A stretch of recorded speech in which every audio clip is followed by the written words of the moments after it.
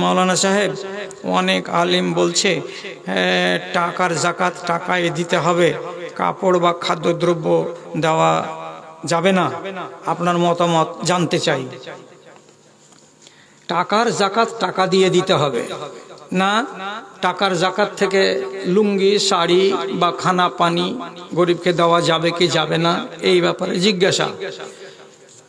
কথা হলো এই, এরকম করে টেবিল চাপড়িয়ে গাল দিয়ে বেশি তাফালিং করে আর ডায়লগ মেরে কথা বলা আমার অভ্যাস নয়। হাদিসকে বুঝতে চেষ্টা করুন। একটা লোক উট আছে ওর কাছে 26টা, 25টা পর্যন্ত উটের যাকাত হলো বকরি দিয়ে, আর যেমনি 26 হয়ে যাবে উটের যাকাত দিতে হবে তাকে 2 বছরের একটা উট। এবার লোকটার কাছে যদি 2 বছরের উট না থাকে, ওর কাছে যদি 3 বছরের উট থাকে, তো যে আদায়কারী আছে সে আদায়কারীটা 3 বছরের উটটা নিয়ে নিবে। কথা বলেন, যদি বুঝে থাকেন তো। বেশি নেওয়া হলো না, হলো না? কি বলছেন?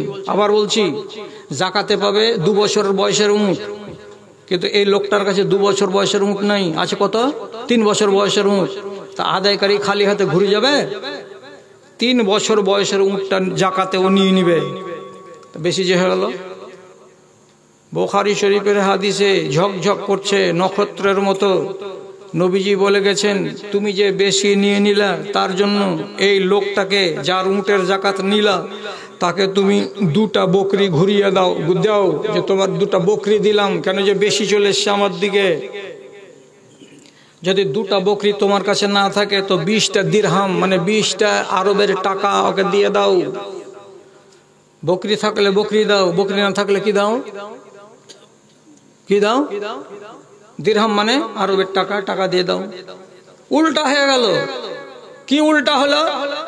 যে যাকাত নিতে এসেছে সে পাবে 3 বছরের উট একটা যাকাতে, 2 বছরের, কিন্তু এই বেচারি দিতে পারলো ওকে 1 বছরের, 2 বছরের দিতে পারলো না।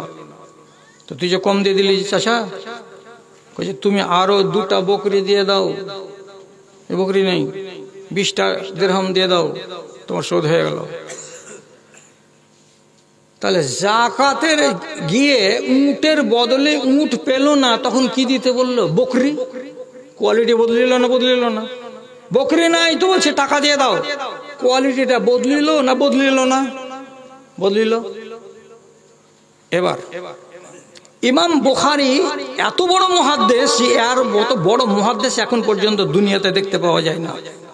উনি বুখারী শরীফের ভেতরে কিতাব লিখছেন, তো কিতাব লিখতে গিয়ে একটা বাব মানে অধ্যায় লিখছেন, সেখানে তাতে ওখানে বলছেন কি, একটা বাবের উপরে লিখছেন একটা হাদিস এনেছেন।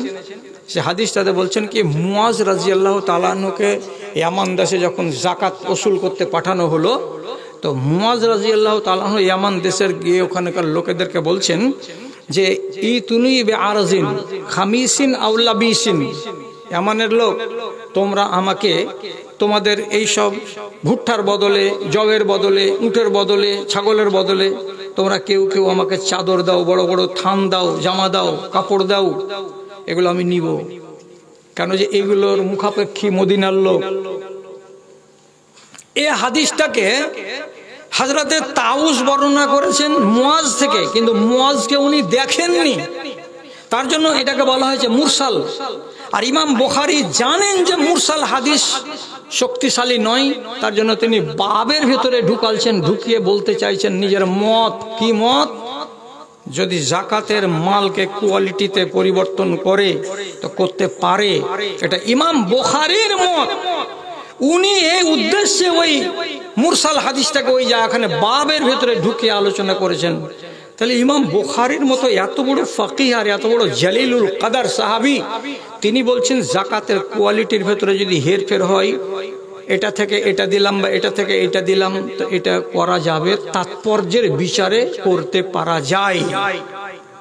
সুতরাং এখন চলে আসলাম আমরা 1400 বছর পার করে দিয়ে 2000 শতাব্দীর নাম করা আলেমে দিন, গত 2000 সালে মারা গেছেন আল্লামা ইবনে বাজ রাহমাতুল্লাহ আলাইহি। উনার ফতোয়া কিতাবের ভেতরে লেখা আছে, হ্যাঁ টাকার জাকাত তোমরা কাপড় কিনে, জামা কিনে, শাড়ি কিনেও দিতে পারো, যদি ওখানকার ফকিরদের তৎপর্য বা মুসলাহাত থাকে, এটা তো অসুবিধা হবে না।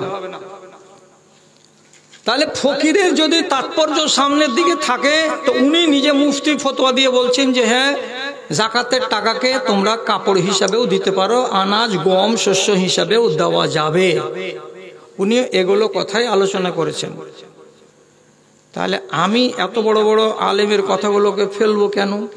দ্বিতীয় কথা, যদি জাকাতের যে জিনিসের বের হলো সে জিনিসেরই যদি জাকাত আমাকে দিতে হয়, হেরফের যদি না করা যায়, তো আপনার বাড়িতে আপনার আহলিয়ার 87 গ্রামের একটা চাঁদির হার আছে, কোর্সে পৌঁছে গেছে, জাকাত লাগবে 40 ভাগের 1 ভাগ, 40 ভাগের 1 ভাগ।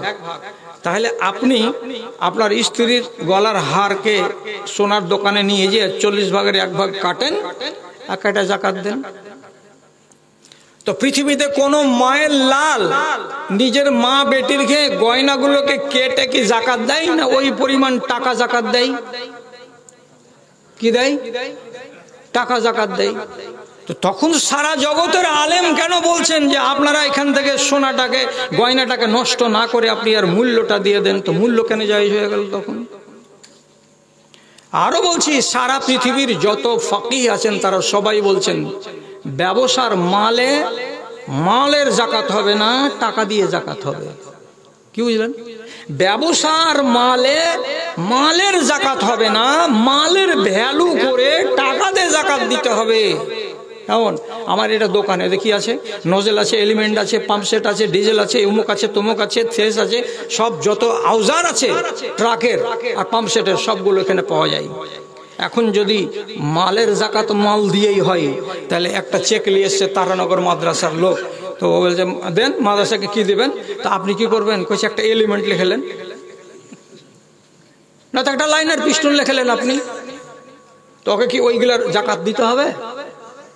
সারা পৃথিবীর ফাকিহগণ ইজমা করে বলছেন তেজারাতের মালের আপনাকে জাকাত দিতে হবে মূল্যে। মূল্য মানে কি? টাকা। টাকা থেকে না আসছো তখন, গয়নাকে ভেঙে জাকাত দিবে না, টাকাতে আসছো তখন টাকা জায়েজ। আর পার্টসের দোকানদারেরা যখন টাকা দিবে, জাকাত দিবে, তখন পার্ট দিবে না, টাকা দিবে, তখন টাকা জায়েজ। আর সোনার গয়নাওয়ালারা গয়নার টাকা দিবে জাকাত, তখন জায়েজ। আর যদি এই টাকার জাকাত যারা বের করবে যে 10 লক্ষ টাকা আমার আছে, তো আমার বেরিয়ে গেছে, এখন ধরলেন যে 25,000 টাকা বের হলো আমার, তো 25,000 টাকাই দিতে হবে। লুঙ্গি দেওয়া চলবে না, শাড়ি দেওয়া চলবে না। মোবাইল এখন ছাড়বে, সময় চলে আসছে, যে কোনো জিনিসের সময় আসছে কিনা। এই যে আর 8টা দিন বাদ দেন, ফেতরা নিয়ে এমন গড় টাকা চলবে না, এই দিতে হবে, এত বড় বড় চোঙ্গা নিয়ে বড়, এই চোঙ্গাতে মেপে দিতে হবে, কেলোতে মেপে দেওয়া হবে না, এই মাদ্রাসাকে দেওয়া যাবে না, মক্তবকে দেওয়া যাবে না, খালি ফকিরকে দিতে হবে, ফকিরের বাড়ি গিয়ে দিয়ে আসতে হবে, নানান কথা আসবে। তেমনি এটাও আসবে। অতএব আমি বলছি, ইসলামকে শক্ত করিয়েন না। আপনি নিজে জাকাত দাতা, আপনি যদি দেখেন এই লোকটাকে আমি জাকাত দিব, একটা লুঙ্গির এটা হকদার আছে, আপনি লুঙ্গি দেন। আপনি যদি দেখেন এই লোকটাকে আমাকে যদি 10 কেজি আনাজ দিই তাহলে আর উপকার বেশি হবে, তো আপনি তাকে আনাজ দেন। আপনি যেভাবে ফকিরের মুসলাহাত দেখতে পাবেন সেভাবে আপনার জাকাতটাকে ব্যবহার করবেন, ইনশাআল্লাহ আপনার এই জাকাতটা একারক যাবে না, ইনশাআল্লাহ। অতএব আপনি যেটা মনে করবেন সেটা আপনি করে দেবেন। আর একটা কথা হলো যে ভাই কি করবেন, ঢুলির ঘরে যদি ঢোল না থাকে তো বসে বসে পেট বাজাই, পেট কেন বাজেছে চাচা, কে ঢোল ছিঁড়ে গেছে। তো আলেম ওলামাদের কাম হলো কি জানেন? কেরালার একটা আলেম বলেছিলেন, পৃথিবীতে যত আলেম আছে সবাই একমত হয়ে গেছে এই কথাটার উপরে যে আমরা জীবনে একমত হব না। কথা বুঝতে পারলেন না? বললেন না? আবার বলছি, পৃথিবীর যত আলেম আছে সবাই এরা একমত হয়ে গেছে কিসের উপরে? যে আমরা জীবনে কোনোদিন একমত হব না।